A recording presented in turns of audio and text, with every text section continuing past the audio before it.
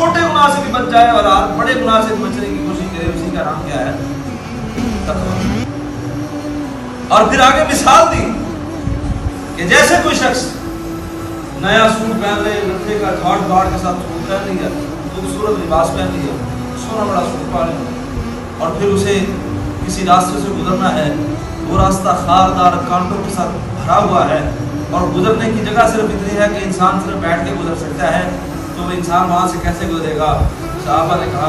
وہ انسان اپنے کپڑوں کو لپیٹ دے گا، اپنے کپڑوں کو سمیٹے گا، کہیں کوئی سائڈ سے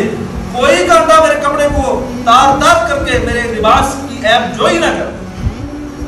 یعنی اپنے لباس کو کانٹوں سے بچاتے ہوئے گزرے گا۔ اسی کا نام تقویٰ ہے۔ انسان دنیا کے اندر زندگی ایسے گزارے کہ وہ ہر چھوٹے بڑے گناہ سے بچنے کی کوشش کرے، گویا وہ شخص کیا ہے؟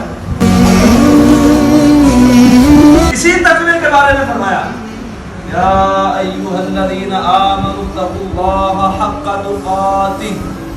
ولا تموتن الا وانتم مسلمون۔ نکاح کے وقت، خطبہ مسنونہ کے وقت یہ آیت پڑھی جاتی ہے اور لوگ سنتے ہیں، اس کا ترجمہ بھی سنتے ہیں، یا ایھا الذین آمنوا، اے ایمان والو، اتقوا اللہ،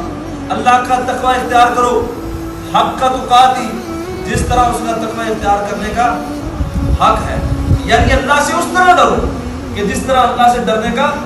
حق ہے۔ وَلَا تَمُوتُنَّ إِلَّا وَأَنْتُمْ مُسْلِمُونَ، تمہیں موت نہ آئے اس حال میں کہ تم مسلمان نہ ہو، تمہیں مسلمانی سے پہلے موت نہ آئے۔ کیا ایک سوال پیدا ہوتا ہے، شروع میں اللہ نے کہا یا ایھا الذین آمنوا، اے ایمان والو، اتقوا اللہ، اللہ کا تقوی اختیار کرو، اینڈ پہ کہا وَلَا تَمُوتُنَّ إِلَّا وَأَنْتُمْ مُسْلِمُونَ، آخر پر کہا کہ تمہیں موت نہ آئے کہ